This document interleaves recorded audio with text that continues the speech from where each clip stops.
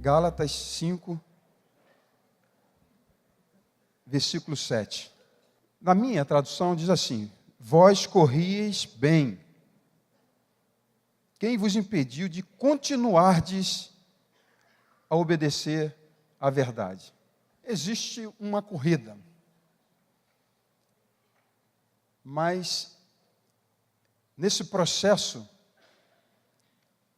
pode acontecer de existir algumas coisas que possam interromper ou de impedir da gente continuar essa jornada, essa corrida. E quando eu peguei esse texto, a primeira coisa que me veio à memória foi as Olimpíadas de Atenas, em 2004. Um maratonista brasileiro chamado Vanderlei Cordeiro de Lima. Vocês lembram dele? Entrou um padre e o empurrou ali na corrida, tirou ele da competição. Ele poderia até ter parado, ter interrompido a sua corrida. Mas mesmo assim ele superou aquilo, não conseguiu se recuperar. Embora o segundo lugar estava muito distante dele, mas ele desestabilizou a mente, porque isso acontece nos atletas. Se ele não se concentrar, ele acaba perdendo foco. E aconteceu isso, mas ele continuou essa carreira, a sua corrida, chegou em terceiro lugar, mas ele concluiu. Então, nessa caminhada, nessa nossa jornada da vida, muita coisa pode acontecer e interromper essa nossa carreira. Após 30 anos de pregação do Evangelho, Paulo já havia plantado muitas igrejas, defendido a fé, e ele havia consolidado a obra que Deus havia estabelecido para que ele realizasse. Mas ele tinha convicção, no final da sua carreira, que ele havia completado a sua missão. O seu trabalho, o trabalho apostólico de Paulo havia sido concluído. E tanto é que, em 2 Timóteo, ele declara exatamente isso: eu combati o bom combate, completei a carreira, mas guardei a fé. Hoje, esse ano tem sido assim muito difícil para nós brasileiros. Muitas tragédias têm se levantado sobre nós. Eu enumerei algumas aqui, mas como esse tema era um tema que eu havia meditado já há algum tempo, aconteceram outras tragédias, mas a gente, para trazer à memória, Brumadinho, aquelas vítimas também das enchentes, muita gente morreu. E o sentimento que fica no ar é que houve uma interrupção nos sonhos, nos projetos de cada uma dessas pessoas. Todos os sonhos morreram com eles, todos os projetos, tudo que eles haviam idealizado, todo o investimento que eles fizeram em suas vidas, nas suas carreiras, de repente foi arrancado. Eles não conseguiram concluir essa corrida. Muitas coisas surgem ao longo da nossa jornada que podem impedir que eu e você termine essa jornada de uma maneira inesperada. A gente não consiga concluir aquilo pelo qual nós estamos investindo tanto tempo, investindo a vida. Isso pode acontecer, as coisas mais simples até as coisas mais pontuais, mais fortes na nossa vida. Pode ser uma profissão, você estuda para aquilo, entra numa empresa, é o teu sonho, e de repente você investe tempo, faz cursos e está indo, progredindo, de repente você é demitido e pronto, acabou. E tantas outras coisas podem, de alguma maneira, interromper essa nossa jornada. Agora, na nossa vida, e é sobre isso que eu quero falar, acerca de duas jornadas na nossa vida. A primeira é ao nascer. A gente, ao nascer, foi colocado aqui nessa vida, nós começamos uma caminhada, uma etapa, e isso é para todos nós. Mas existe uma classe, né, que também começa uma nova fase, uma nova carreira, uma nova caminhada, são aqueles nascidos de novo, e isso diz respeito a mim e a você. No momento em que você responde positivamente à fé em Jesus, quando você nasce de novo, quando você crê com o teu coração, confessa Jesus como dono da sua vida, ali começa uma trajetória, uma carreira. E nesse processo que nós iniciamos essa carreira em Cristo Jesus, a nossa maior luta, que precisamos preservar até o fim, não é a nossa vida, mas é a nossa fé. Não adianta nada a gente começar essa carreira e no meio do caminho a gente desistir, a gente parar no meio do caminho, a gente não chegar até o fim. A nossa vitória é chegarmos lá, chegar no final dessa caminhada.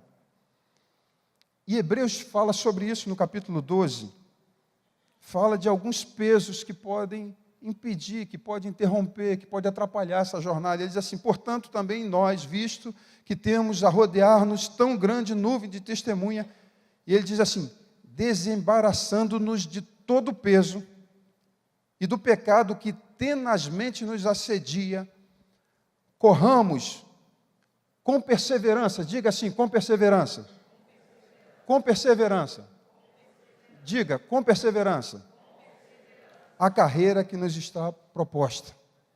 Mas existem coisas que não são pecados, mas são embaraços, e que vai minando a tua resistência, tirando a tua força, e vai impedindo você de concluir essa carreira. Ele diz, olha, você precisa correr essa carreira com perseverança, com força, com disposição.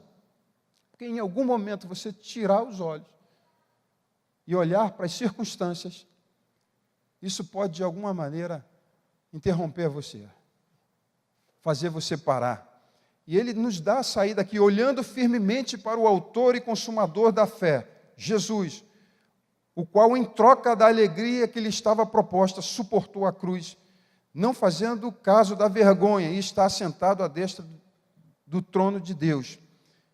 Considerai, pois, atentamente aquele que suportou tamanha oposição dos pecadores contra si mesmo, para que não vos fatigueis, desmaiando em vossa alma. Jesus, ele também tinha um objetivo. E ele suportou o que tinha que suportar para alcançar aquele objetivo. A vergonha da cruz, as perseguições, os maltratos, as rejeições, tudo que se levantou para se opor a Jesus, concluir o propósito pelo qual ele veio aqui a esse mundo. Ele suportou porque ele sabia o benefício de chegar lá no fim. O problema é que nós passamos por situações não semelhantes à de Paulo, muito menos semelhante à de Jesus. Mas isso muitas vezes se torna um motivo para que a gente pare a nossa caminhada e a nossa jornada. E eu não falo também somente na nossa fé cristã, mas falo também em um serviço que nos foi outorgado, dado por Deus na nossa caminhada, e por algumas dificuldades que se apresentam ao longo dessa caminhada, a gente para no meio do caminho. E eu quero falar para você hoje, você que está assim, de repente, você que não está disposto a dar continuidade a essa jornada. Se você olhar para o seu lado, você vai ver gente que tem dificuldade, fraquezas, lutas, tribulações. Não existe ninguém aqui perfeito, pelo contrário. Somos sujeitos às mesmas paixões, às mesmas dificuldades. E eu não sei se existe gente aqui que nunca pensou em desistir, nunca pensou em parar. Eu já pensei, não em relação à minha fé cristã, mas eu já, em meio a tantas lutas e tribulações que se levantam sobre nossas vidas, às vezes, quantas vezes a gente pensa em desistir, em parar no meio do caminho? Quantas vezes você quer se render às paixões que outrora você havia abdicado, renunciado, deixou para trás as coisas velhas? Só que o assédio das paixões carnais, todos os dias, se inflamam, perseveram para tentar destruir pessoas que se levantam contra nós, mentiras ditas ao nosso respeito. De alguma maneira surgem situações para que a gente olhe para as circunstâncias e deixe de concluir essa carreira. Eu não sei se você está assim hoje, que precisa reestruturar a tua caminhada, voltar, tirar alguns pesos das suas pernas, da sua vida, algum embaraço. De repente você vai precisar mudar um pouco a sua mente, ou mudar totalmente a sua mente acerca dos seus pensamentos, para que você volte a essa corrida. Lembra do Vanderlei? Ele foi tirado da corrida. Ele poderia parar ali porque ele já sabia que não iria vencer mais. Mas ele não olhou para as circunstâncias, ele voltou. Voltou para a corrida, meio sem expectativa mesmo de vitória, mas ele precisava terminar aquela carreira, e entrou e foi embora. No final de tudo, alguém aqui lembra o nome do vitorioso? Não. Mas o Vanderlei todo mundo conhece. Se não sabe o nome, pelo menos sabe da história, porque esse homem marcou. E se ele tivesse parado ali, ele jamais seria lembrado. Mas quando você vai participar de uma corrida, você tem que fazer a inscrição. E quando você faz a inscrição, a primeira coisa que você fica sabendo é que você vai ter que correr de acordo com as regras. Ninguém que começa uma corrida e estabelece as suas próprias leis vai ser aceito. Pelo contrário, você tem que correr a partir de então, assumindo compromissos, assumindo responsabilidade e obedecer às regras até o fim. Regras de santidade, e aí eu não falo de leis, mas eu falo, exemplificando aqui, mas tudo aquilo, a obediência, tudo aquilo que Deus nos ordena a fazer nessa caminhada, para que a gente chegue até o final, a gente precisa obedecer. Uma das coisas que nos impede essa carreira é quando você faz a inscrição através do novo nascimento.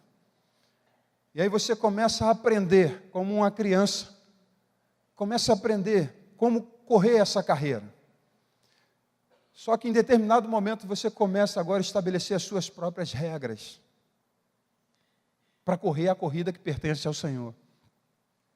Isso não dá certo, porque as regras pertencem a Ele, quem estabelece é Ele, e tem que ser do jeito dele, da maneira dele. Porque Ele sabe que de outro jeito você não vai conseguir concluir. E muitas pessoas pararam no meio do caminho, porque a partir de então, escreveram as suas próprias regras, e assumiram os seus próprios compromissos, e desobedeceram as regras, e não chegaram, e não estão chegando, e talvez se continuarem assim, não vão conseguir concluir a carreira. Gálatas 6:9 diz assim: e não nos cansemos de fazer o bem, porque a seu tempo ceifaremos se não desfalecermos. Gente, fazer o bem também cansa. E muitas pessoas pararam no meio do caminho porque desistiram de fazer o bem. Fazer o bem para as pessoas, e quando nós esperamos dessas pessoas um reconhecimento, nos cansa. É por isso que quando a gente faz, tem que fazer para o Senhor, esperando a recompensa que vem dEle. Porque quando você espera a recompensa que venha das pessoas, talvez, e na maioria das vezes, você não vai ser reconhecido. E o que vai acontecer? Você vai se cansar de fazer o bem. Quantos de nós aqui já não, em algum momento, não se cansou de fazer o bem? Fazer o bem para as pessoas. Como é que a gente vai colher? E ele diz assim: se você não desfalecer, você vai colher. Quem semeia com lágrimas, a Bíblia diz que você vai colher com júbilo. Mas o problema não está no fato de semear só, mas é de perseverar. Se você cansar no meio do caminho de fazer o bem, você não vai conseguir concluir isso. A Bíblia fala que nós fomos colocados aqui, Jesus nos chamou, não para ser servido, mas para servir. Que o mesmo muro que nos protege de de termos decepções, de sermos machucados, é o mesmo muro que nos afasta das pessoas. Muitas pessoas criaram muros porque cansaram de fazer o bem. Se você está cansado de fazer o bem, está na hora de retomar a sua caminhada. Quantas pessoas queixosas existem? Quantas pessoas que não estão satisfeitas, descontentes, foram chamadas por Deus, mas não admitem passar por sofrimentos, por lutas, por perseguições, por dificuldades. E se queixam, murmuram, queixam para si mesmo, queixam-se para Deus, queixam-se para as pessoas. E, consequentemente, não conseguem concluir essa carreira, porque sempre encontram defeitos, sempre encontram dificuldades, sempre encontram problemas em si, mas na maioria das vezes nas pessoas, e culpam essas pessoas. Alguns pararam no meio do caminho nessa sua corrida por conta de correção. Hebreus fala exatamente sobre isso, que o pai disciplina aqueles que são filhos. Porque logo, se alguém está sem disciplina, logo não são filhos, são bastardos. E ele disciplina aquele a quem ama. Só que o autor de aos Hebreus diz o seguinte, que existem pelo menos duas maneiras em que nós reagimos, duas maneiras que reagimos à disciplina. Primeiro é menosprezar a disciplina, e a segunda é desmaiar. Quem tem filho aqui sabe como é que a coisa funciona, né? Um filho que você vai disciplinar e ele menospreza. Já aconteceu isso com vocês? O filho menosprezar a disciplina, dar um desprezo, rejeitar aquilo, mesmo tendo sido corrigido, mas não dá a mínima, permanece endurecido. Mas também existe aquele filho que quando você vai para corrigir, ele começa a desmaiar. Eu vou morrer. Eu sou um miserável. E alguns passam, e se tiver alguém perto, ainda vai falar o seguinte: ora por mim, que o inimigo está furioso. Agora, quantos estão na disciplina de Deus e falam assim: olha, eu não presto para nada, eu não sirvo para mais nada. Ninguém me ama, ninguém me quer. Desmaia. São dois tipos de reações que a disciplina, e muitas vezes quando Deus ele nos disciplina, mas existem algumas disciplinas que ele utiliza a homens. A partir do momento em que você nasce de novo, seus problemas já começam ali. Dizer para você que até então acabaram seus problemas, como é pregado, pelo contrário. Jesus ainda faz referência a isso em João capítulo 16, versículo 33, quando ele disse: no mundo tereis aflições, mas tende bom ânimo. A aflição faz parte da minha vida e da sua vida. As perseguições, lutas, fazem parte. Por um lado, é o diabo querendo destruir a sua fé. Por outro lado, é um Deus de amor que quer te transformar cada dia, de glória em glória, até alcançar a estatura de varão perfeito. O objetivo do Senhor em nossas vidas é nos trabalhar, até que alcancemos a maturidade, até que a gente consiga de fato se parecer com Jesus. Esse é o objetivo dele. E se tem alguma área na nossa vida que não se parece com Jesus, ele vai trabalhar isso. E não pense que depois de ter vencido algumas áreas da sua vida, ao passar os anos, ele não vai voltar a tocar nessa mesma área, para ver se você está consolidado. É um Deus de amor que não sossega, ele não descansa. Todos os dias, o tempo todo, ele trabalha a nossa vida e o nosso caráter, na expectativa de que a gente se pareça com Jesus, porque somente parecido com Jesus a gente vai conseguir concluir essa carreira, terminar essa carreira, alcançar o grande objetivo, a coroa da vida.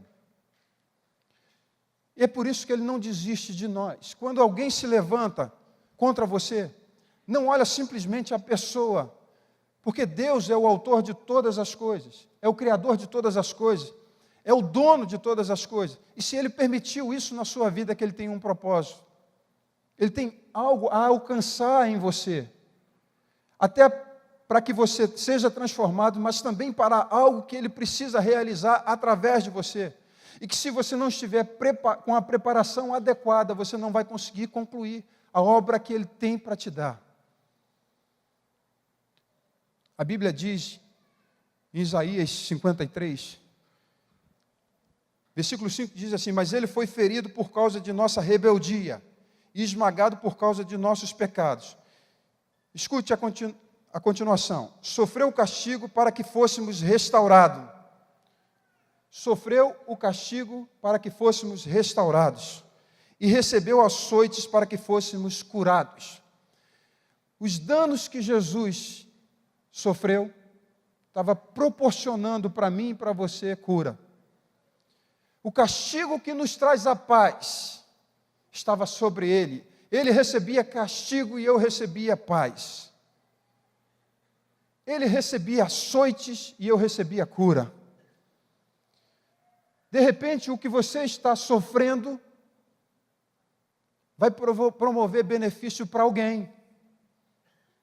Primeiro, para você mesmo, que vai estar sendo moldado ao caráter de Cristo. Mas o teu sofrimento, de alguma maneira, pode redundar em bênção para alguém. Lembra do texto que eu falei que Jesus aprendeu a obediência por aquilo que padeceu? Ele aprendeu, foi um aprendizado, ele padecer, para aprender a obediência. O que você precisa aprender? Deus sabe. E é por isso que algumas coisas têm acontecido com a tua vida. O teu sofrimento, dependendo de como você reagir, pode abençoar alguém, como também pode amaldiçoar alguém. O sofrimento de Cristo nos trouxe perdão, cura. O teu sofrimento pode trazer amargura para alguém, como também pode salvar vidas. Porque você pode ser um modelo, pode ser o teu testemunho de alguém que passou por uma tribulação e aprendeu com ela. Porque a pior coisa que tem não é nem passar por uma tribulação, é você passar por ela e não aprender absolutamente nada com ela. E ainda serve como resultado para você murmurar e reclamar. O que Deus quer com isso? Não é por quê, mas Senhor, o que o Senhor deseja alcançar? Como? Porque se eu entender que Deus quer alcançar alguma coisa na minha vida ou na vida de alguém através daquilo que eu esteja passando, se eu entender isso, eu vou enfrentar aquilo de uma maneira correta, com esperança, com alegria, mesmo sofrendo. Vai doer? Vai sair lágrimas, sim, nós somos humanos. Nós temos sentimentos. Todavia, é a postura interior que vai definir como eu vou prosseguir nessa jornada. Se eu pegar o sofrimento ou as dificuldades que eu esteja passando e me utilizar disso para alimentar minha amargura, isso não vai produzir nada nem em mim, nem em ninguém. Mas o texto diz que ele sofreu, foi esmagado, para que nós fôssemos restaurados e fôssemos curados. Todos nós nos desviarmos como ovelha, deixamos os caminhos de Deus para seguir os nossos caminhos, e no entanto o Senhor fez cair sobre ele os pecados de todos nós. Ele foi oprimido e humilhado, mas não disse uma só palavra. Foi levado como um cordeiro para o matadouro, como ovelha muda diante dos tosqueadores, não abriu a boca. Condenado injustamente, foi levado embora. Ninguém se importou de ele morrer sem deixar descendente. De sua vida ser cortada do meio do caminho. Ninguém se importou com isso. Mas ele foi ferido mortalmente por causa da rebeldia do meu povo. Em outras palavras, é o seguinte: nós merecíamos a morte, ele nos deu vida. Nós merecíamos o inferno, ele nos deu o céu. O castigo que nos traz a paz estava sobre ele. Condenado injustamente, foi levado. Depois ele diz assim: não havia cometido nenhuma injustiça, jamais havia enganado alguém. Ainda assim, foi sepultado como criminoso, colocado no túmulo de um homem rico. Fazia parte do plano do Senhor esmagá-lo e causar-lhe dor. É isso que eu quero dizer para vocês. Faz parte do plano do Senhor. Se Ele está te esmagando, está doendo, faz parte. Ele não faz isso simplesmente porque Ele tem prazer no sofrimento. Deus é um Deus de propósito. Se Ele está permitindo alguma coisa, é porque ele tem objetivo, faz parte do projeto dele, do propósito dele. E se você permanecer e conseguir perseverar até o final, você vai desfrutar e você vai saber que o pensamento que ele tem sobre nós são pensamentos de paz e não de mal. O pensamento que ele tem são pensamentos bons sobre as nossas vidas, por nós. Fazia parte do plano esmagá-lo e causar-lhe dor. Quando, porém, sua vida for entregue como oferta pelo pecado, ele terá muitos descendentes, terá vida longa, e o plano do Senhor prosperará em suas mãos. Quando ele vir tudo que resultar de sua angústia, ficará satisfeito. E por causa de tudo que meu servo justo passou, ele fará que muitos sejam considerados justos, pois ele levará sobre si os pecados dele. Eis aqui o resultado do sofrimento de Jesus, dele ter sido esmagado. Hoje, nós somos essa descendência de Cristo Jesus, baseado naquilo que ele passou na cruz. Se ele não tivesse morrido, se ele não tivesse sofrido o que ele sofreu, nós não estaríamos aqui. Quero te dizer que tudo que você, de repente, está vivendo ou passando, por pior que seja, saiba de uma coisa: Deus precisa e Ele quer transformar você, fazer com que você se torne parecido com seu filho. Não somente isso, mas através desse processo na sua vida, Ele quer que a sua vida seja um exemplo e um modelo para abençoar outros. E não para por aí. Quando você se sujeita a tudo aquilo que Deus está permitindo sobre a sua vida, você está alcançando e ajudando ao Pai a concluir o propósito que Ele tem para a nossa vida e para a vida da humanidade. Quantos podem dizer amém?